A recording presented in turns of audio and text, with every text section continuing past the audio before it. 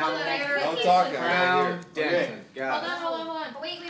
On to the What's next this? one. When I just started. Speak No. loud. Renunciate. That's the root. No, That's it's not the this. Oh, This is the that, root. oh, I thought you.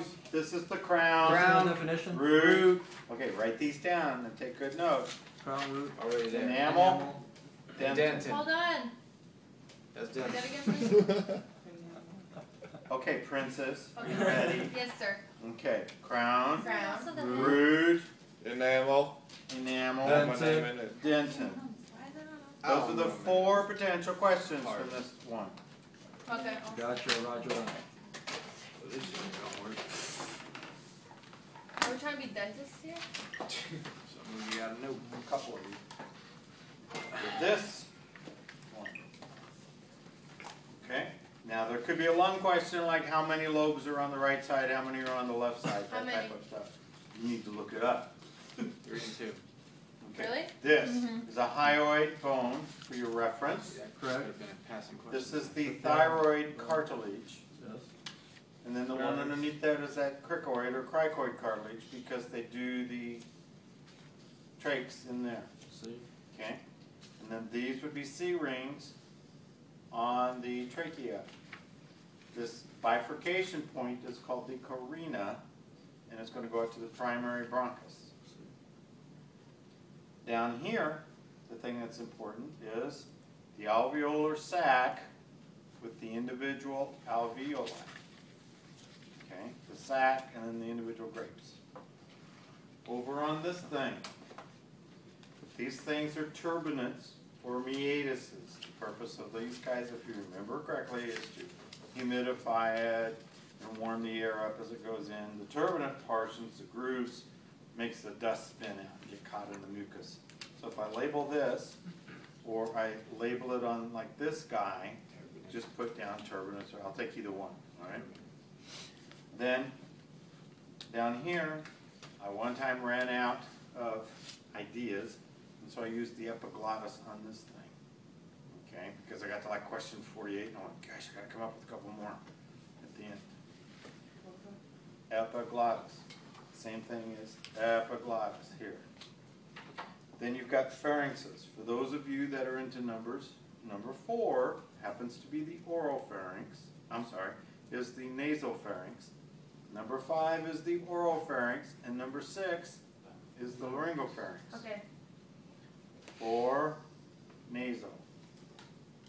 Okay. 5 oral. Okay. 6 laryngeal. Number 6. 6 is laryngopharynx.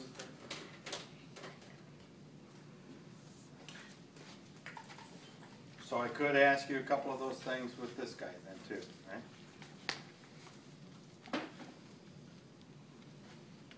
Anything about the sphenoid or ethmoid bone?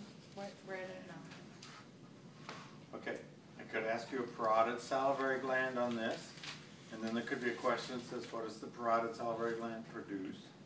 So what? Parotid makes the saliva. What's in the saliva that does digestion? That Enzymes. enzyme called Mucin. amylase. Amylase. Oh yeah, that's what you meant. That's okay. I could also ask you it over on like this thing, right?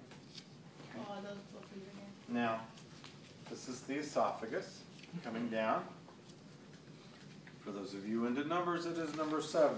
It's the same number 7 leading into the stomach thing. The portions on the stomach would be the fundus. Within the body of the stomach, you've got rugae. And then down here is the pyloric sphincter, leading to the first part of the small intestine. You should know the parts of the small intestine in order. So you've got the duodenum or the duodenum, the jejunum, and the ileum. Forget these 2 things. These are villi and microvilli with like teals. But over here, you've got what would be the duodenum coming out. Then in the middle part is going to be jejunum, and then ileum leading towards that ileocecal junction. Then you're going to go into the cecum. Is that pretty much the way they're divided in there? Is it like top, middle, bottom? Or Yeah, you can't histologically tell. Okay. Okay, all you're going to do is run out the first 6 inches, the next 7 feet, and the next 7 feet. Kind of. Then you've got the appendix down here. This is the ascending colon. Then it's going to bend right at the liver on the right side, so it's the right flexure or the hepatic flexure. Then it goes transverse colon through the transverse plane across. Then you have the left side, which is the splenic flexure or the left flexure. Then it descends through the descending colon. Then you've got the curvy part, so that's sigmoid, and then to the rectum down there, okay?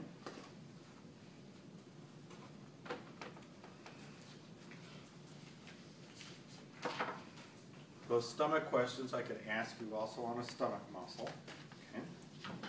Then this would be a pancreas coming in. These stones inside the gallbladder are gallstones, so I may ask you that. The pancreas has this sphincter that releases its stuff along with the bile stuff at the sphincter of Oddi. It's ODDI. It's this opening right there in the duodenum as it comes into there, okay? So you got the duodenum right there. They all said they're not back yet. Hurry up and get started. So, I know, that's what I said. then you've got this thing. You have, what? Well, actually the ones that are inflamed are the itis. These little bulges are a diverticulum. These little bumps on the outside. If they're inflamed, they're diverticulitis. Okay? Diverticulitis. There's some polyps in here. I won't ask you this disease. I won't ask you the polyps in here.